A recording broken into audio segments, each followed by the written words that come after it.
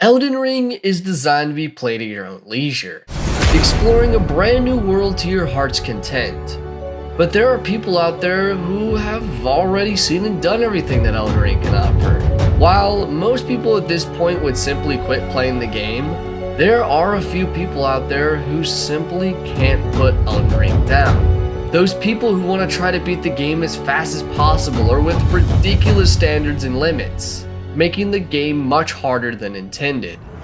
That, my friends, is where I come in. My goal today is to beat Elden Ring as fast as possible, but unfortunately, I'm no speedrunner. While I have speedrun games in the past, I've never completed a full Soulsborne speedrun, and well, that's not gonna happen today.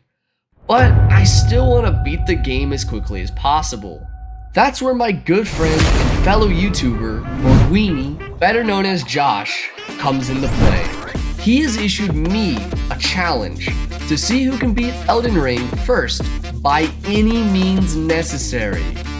Well, except for using bleed, cause, well, bleed is sort of broken. Oh, and we also can't use any glitches or exploits. And on top of that, we must obtain all great runes. And yes, that includes the infamous Malenia. So, the question is, who can beat Elden Ring quicker? Me or my friend Josh? Well, there's only one way to find out. My name is Ryan Kelly, and today, I'm gonna speedrun Elden Ring for the first time.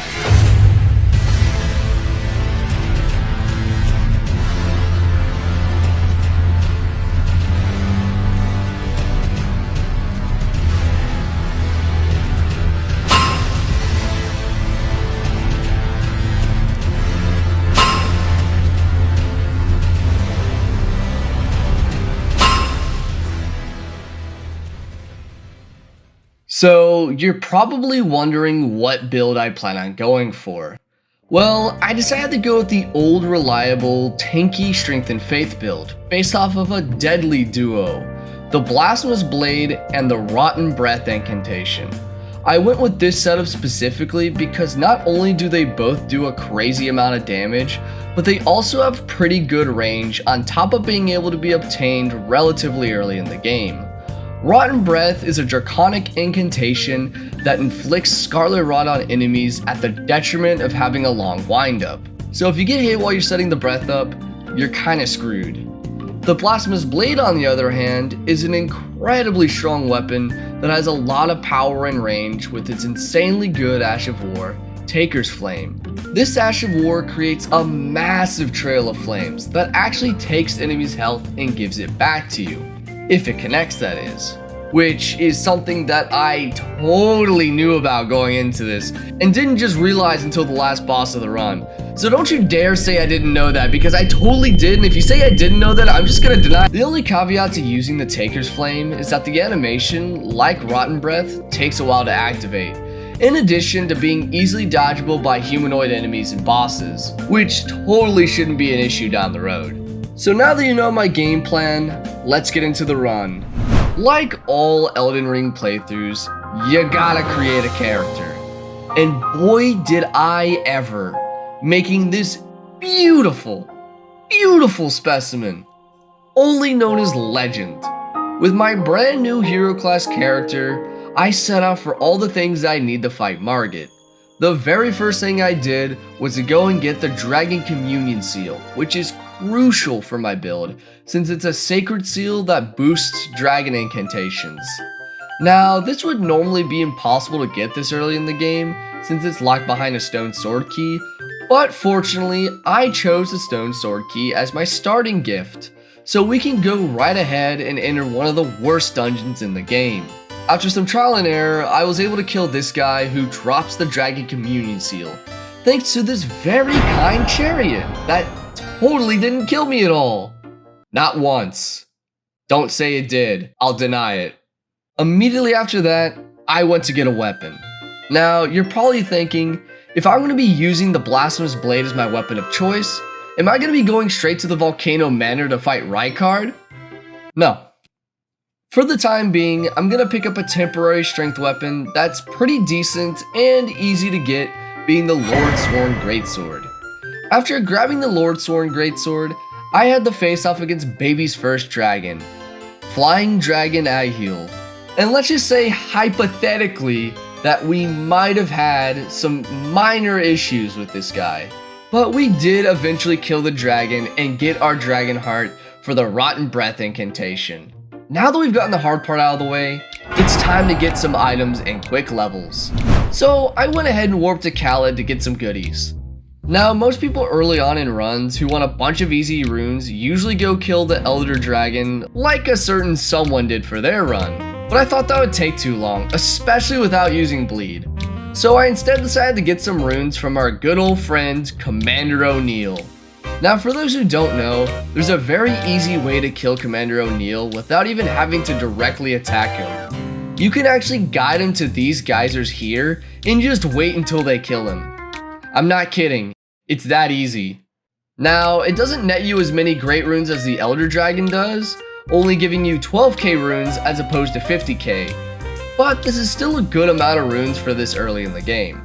So after quickly leveling up, I went to grab a couple of Somber Smithing Stones, got early access to Lunaria for later in the run, grabbed the Wondrous Physic as well as grabbed the other warp to Khalid, got both pieces of the Decus Medallion for early access to Altus Plateau, as well as grabbing and equipping the Radagon Sword Seal Talisman, grabbed both the Flame Grant Me Strength Incantation as well as the Star Scourged Heirloom Talisman, grabbed an additional memory stop for later on, and last, but certainly not least, I grabbed the Rotten Breath Incantation from the Dragon Communion Altar. Now that I have everything that I was able to grab from my build up to this point, I was ready to face Margit. And let me just show you the power of Rotten Breath.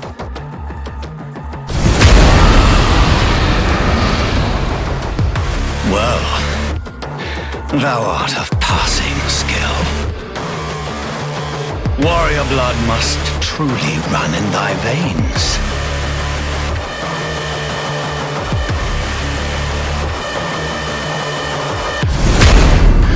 That's right, I was able to take down Margit with relative ease and equip the Star Scourged Heirloom Talisman with my new talisman slot for that additional strength boost. Now our build was slowly starting to come together.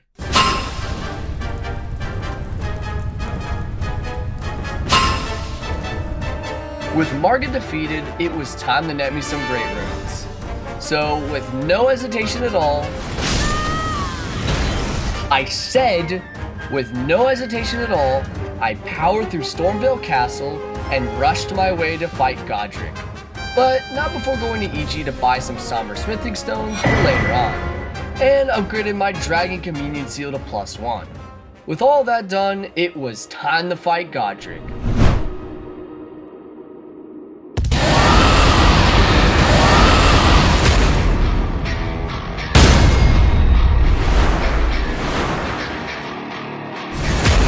Mighty dragon, lend me thy strength.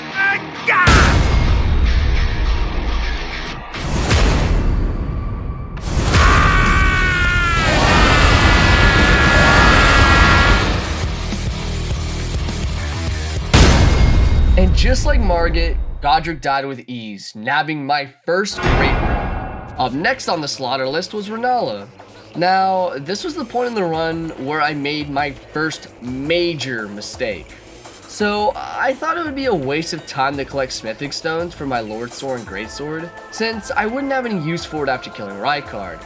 This was a dumb idea. Like, this was a really dumb idea that made the start of the run way more scary than it needed to be. You'll see why later. So because of this, I skipped going on any side quests that collect smithing stones and instead upgraded my Dragon Communion Seal to +4, as well as grabbed the Glintstone Key to access my Wizard 101 account. I mean, go to Rhea Academy. Same thing.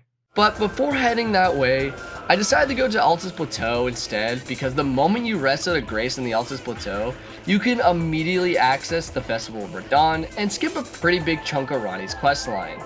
And I also kind of wanted to grab some more golden seeds and sacred tears since there are a ton of them readily available on the Altus Plateau. So after grabbing all the golden seeds and sacred tears I could find, I then decided to go to the Volcano Manor while I was in the area.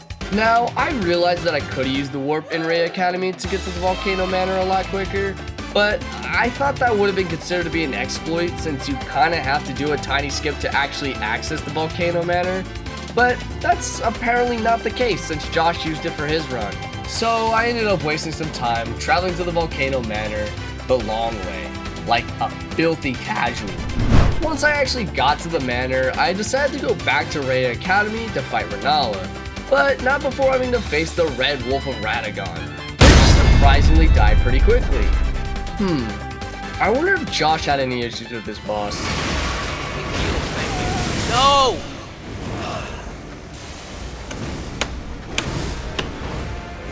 Oh wait, I have an old PlayStation 4 controller I can just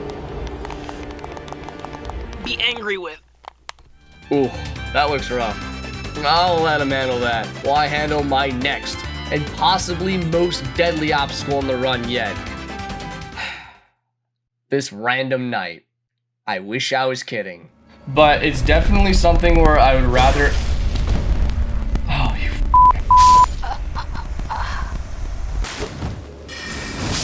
Oh my god! This was by far the most challenging part of the run up to this point, just because of how stubborn I was being.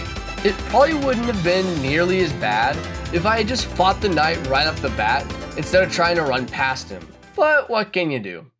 With that knight finally dead, it was time to fight Renala.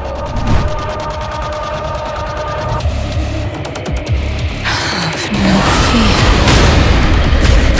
I will hold thee. Patience.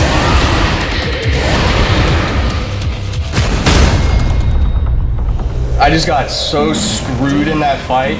Not the actual fight itself, but the guard. When the guard is harder than she is, holy shit. And what do you know? I killed her with ease, netting us our second Great Rune. Or half Great Rune, technically. I'm not a lore buff, y'all can correct me in the comments below. So now that I have more levels and 2 Great Runes, it was time for the hardest part in the run, Rykard.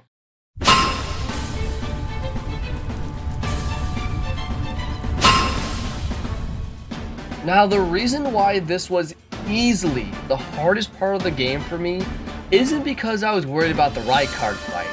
No, it was because of the boss before Rykard, the Godskin Noble. So remember how I mentioned not upgrading my weapon was a bad idea? Well, it really hadn't been too much of an issue, since I could still do a decent amount of damage by leveling up my strength. But now that my strength level wouldn't help me nearly as much at this point in the game, I had to figure out a way to beat the Godskin Noble with an unupgraded weapon. So I went ahead and rushed my way to the Godskin Noble, but not before grabbing another important Silversmithing Stone, activating the shortcut so that I could easily get back to the fight, and upgrade my Giant Communion Seal to +5. Then I stepped into the temple to see just how bad this fight was gonna be. Okay. Let's pray we get the Scarlet Rot. Pray we get the Scarlet Rot. Oh my gosh. Okay, we got it. We got it. Okay, we got the Scarlet Rot. Now we just have to like... Wow, I do no damage to this man. I do no damage. Oh. Yeah. This is exactly what I was afraid of was gonna happen. So after getting utterly destroyed, I was starting to regret my life choices.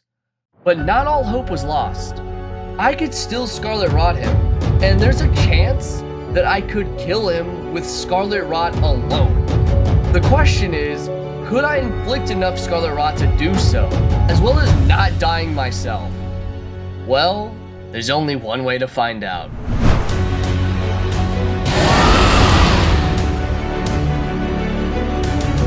If we do this, it's over.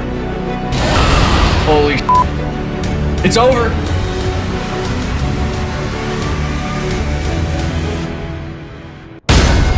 Yes, let's go! Scarlet Rot for the win! And just like that, the scariest part of the run was done. However, there was still one more obstacle that stood in the way of my Blasphemous Blade: Rykard. Something I've yet to mention is the fact that once I had the proper stats to wield the Blasphemous Blade, I had primarily focused on leveling my vigor. Since Rykard is a gimmick fight, it doesn't matter how high of a level my other stats were, because any build can use the Serpent Hunter. Because of this, I had leveled my vigor up to a whopping 32. So I ran through the last part of the Volcano Manor and prepared to face off against Rykard.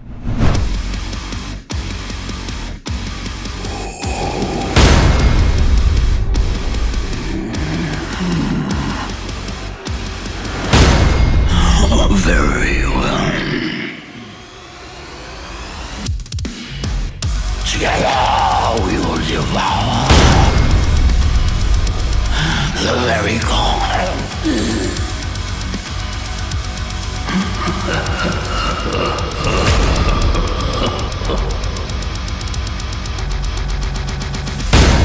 It was finally done.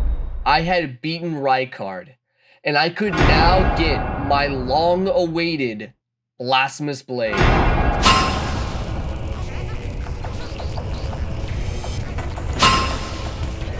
Now that I had the Blasphemous Blade, I headed to the Lindale capital to grab a few more crucial things I'd need for later on. I took down the Draconic Tree Sentinel with ease, made my way down to the sewers, grabbed the last somber smithing stone I'd need, as well as Moog's Shackle for later on. I also went ahead and grabbed Bloodhound Step just to be safe, because it could prove to be extremely useful later on. Funnily enough, I ended up equipping it to the Lord Sword and Greatsword since I couldn't equip it to anything else. So it actually would have been useful to upgrade it a little bit. Oh well. And with that done, I was able to upgrade the Blasphemous Blade all the way up to +9 and was ready to take on a few more demigods. The next demigod up for slaughter was Radahn, who I actually wasn't worried about fighting at all at this point since I was pretty overleveled. And yeah, just like that, Radahn died pretty quickly. And while I was there, I had to commit a cardinal sin and kill Alexander for the third talisman I need for my build, the Warrior Jar Shard. With that egregious sin done, I went for the next demigod on my list, Morgott. Morgott is another demigod that I wasn't too worried about, but before I could smite Morgott, I had to deal with another nuisance, Godfrey's Golden Spirit.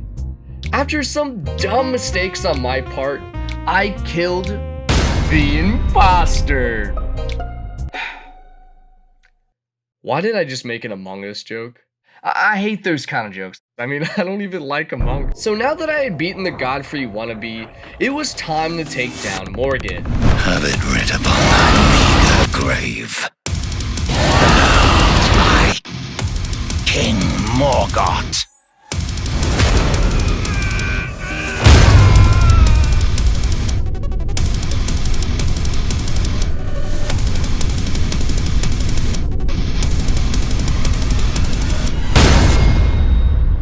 And just like all the other demigods, Morgott dies with ease.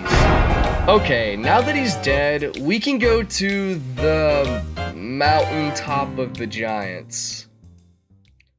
Alright, I'm gonna be straight with y'all. This next part of the game is my least favorite part of Elden Ring. We have two awful bosses back to back that could easily kill my run. Oh yeah, and just a heads up, you're about to see a lot of rage. So, I'm sorry in advance. No way! God damn!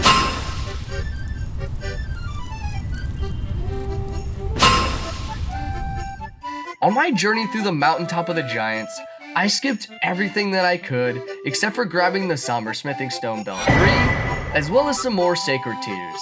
I also did the only exploit that Josh and I allowed for our runs, being the Consecrated Snowfield skip, which is a huge skip that allows you to access the Consecrated Snowfield without you having to collect both pieces of the secret Hagglid Tree Medallion.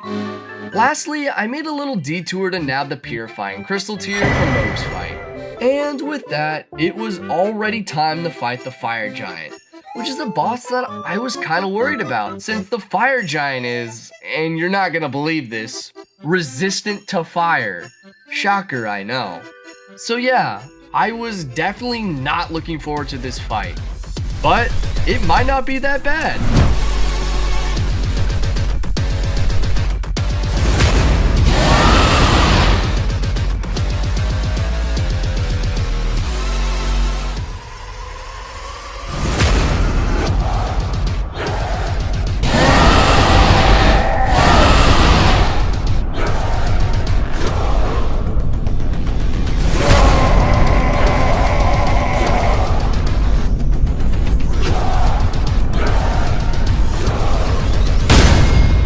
Wow, yeah, it really wasn't that bad. So that was one of the two bosses I hated out of the way. Now we just gotta pray that we can quickly beat the Godskin duo. But before I subject myself to that hell, I made my way through Fair and Missoula to collect the Somber Smithing Stone Belt 4 so that I can upgrade my Dragon Communion Seal to +8. I also made my way to the Mogwin Dynasty Mausoleum to grab a Somber Ancient Dragon Smithing Stone. And with that stone, I went ahead and upgraded my Blasphemous Blade up to +10. After that, I went back to the Volcano Manor to collect a very important item for my Wondrous Physic, the Cerulean Hidden Tear. If you don't know what this tier does, it essentially lets you use unlimited FP for 15 seconds, which, as you can imagine, is pretty useful. And lastly, I grabbed the Grace next to the Godskin duo fight. Now, I probably could have done the fight at this point, but I decided to hold off and make my way to the Haggler Tree instead, since I would rather be hit by an oncoming boss than fight the Godskin duo. So that's exactly what I did.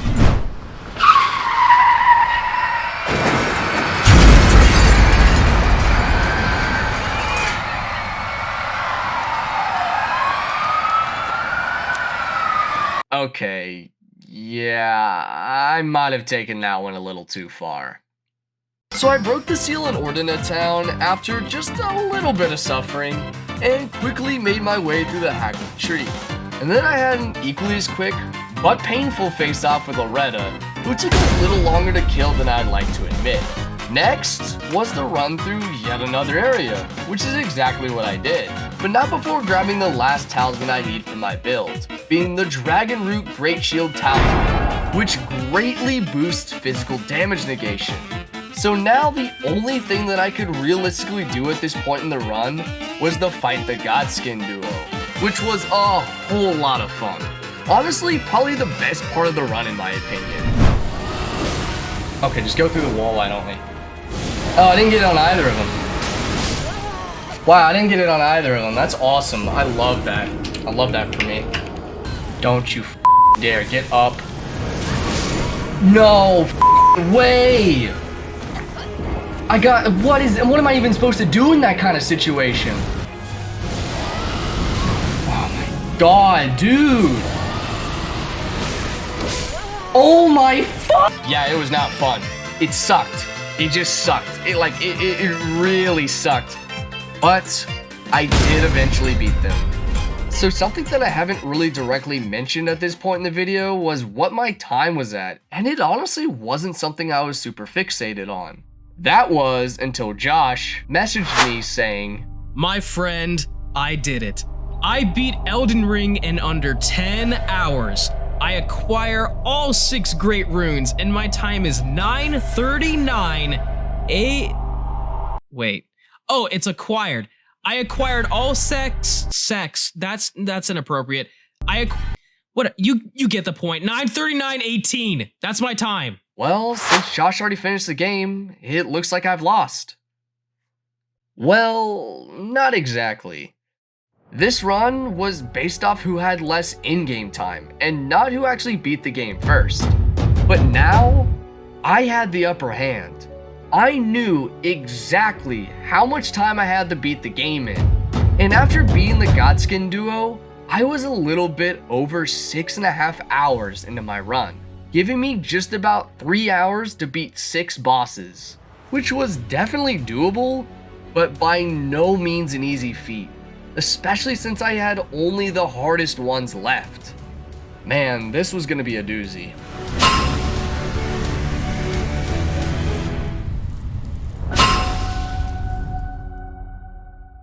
From this point on, I'm only going to be fighting bosses since there's nothing left for me to grab from my build.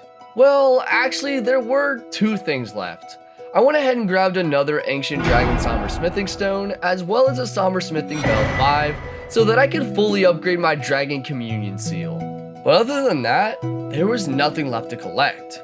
So I made my way to Malekith, which was an interesting boss for this challenge run. I actually surprisingly killed him very quickly, which was something that I wasn't expecting. But something that I didn't realize at this point was that killing this boss as quickly as I did was more important than I thought it was, since Josh didn't have the same luck as I did. So beating him this quickly was crucial, and I had to keep this momentum going. Okay, this wasn't a good sign. I never died to Gideon, so the fact that I kept dying to him was a little infuriating. But I did finally kill him and move on to Godfrey, which is a boss that I'm notoriously bad at, and surprise surprise, I died a lot. But after some dirty tactics, I did eventually beat him. And just like that, there are only 3 more bosses left. So out of the 3 bosses left, I decided to face Mohg since I felt like I was finally at a high enough level to fight him. But I had one problem. Mohg has a resistance to fire, just like our old friend the Fire Giant. So this was going to be a pretty big issue, or at least I thought it was going to be. But then this happened.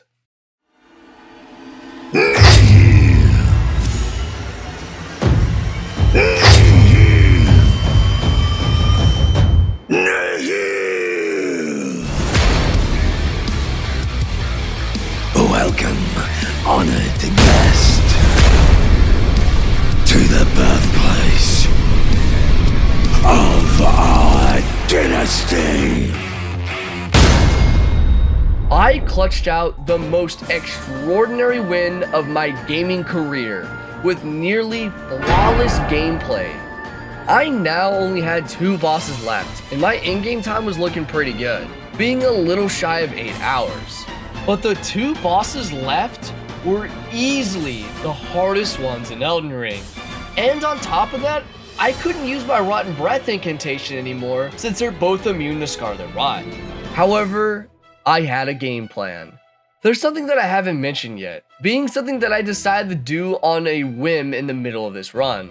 I decided after fighting Malekith that I would work on being able to use his incantation, the Black Blade, which requires 46 faith that I didn't have until I killed Mohg. So now that I had all the faith that I needed, I could use the Black Blade incantation. But why does this matter? Well, the Black Blade is an amazing incantation that reduces enemies' max health by 10% for 15 seconds, which should go without saying is huge. So I decided that it would be a good idea to kill the Elden Beast first instead of Malenia, so that I could have the maximum amount of health for her fight. And well, something crazy happened. I commend your spirit, but alas, none shall take the throne. A tarnished cannot become a lord.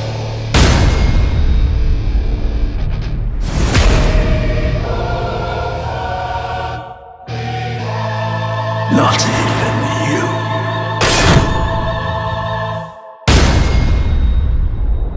I beat the Elden Beast in just a couple of tries, with an in-game time of 8 hours, 11 minutes, and 28 seconds. So that meant that I had about an hour and 15 minutes to beat Malenia. But if you've played Elden Ring before, then you know that's no easy feat.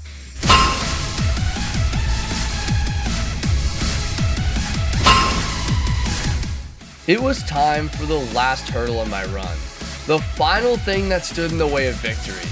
Now remember way back when I said, the only caveat to using the Taker's Flame is that the animation, like Rotten Breath, takes a while to activate, in addition to being easily dodgeable by humanoid enemies and bosses, which totally shouldn't be an issue down the road. Up to this point in the run, the Taker's Flame had been a crucial part of my build, and Malenia could easily avoid the Taker's Flame. Or at least that's what I thought. You see, you can actually hit her with the Taker's Flame, But in order to do so, you have to be at point blank range, meaning that if you mess up, you will most likely die. But the payoff was huge because, as I also mentioned earlier, the Taker's Flame gives you health back every time you hit an enemy, which is something that I hadn't really been utilizing up to this point, not because I didn't know about it or anything, but because I didn't really need to utilize it for any of the other prior fights. Yeah, let's go with that. And what makes this Ash of War even better is the fact that you can sometimes knock Malenia down to the ground and stun lock her temporarily if you time your attacks right. So with the reduced health from the Black Blade incantation, the buff from Flame Grant Me Strength, and the power of Taker's Flame, I could possibly beat Malenia in under an hour. But could I actually do it? Well, let's find out.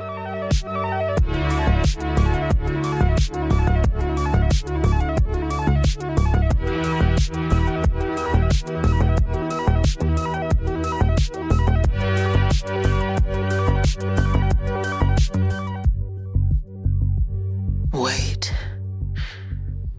The scarlet bloom flowers once more.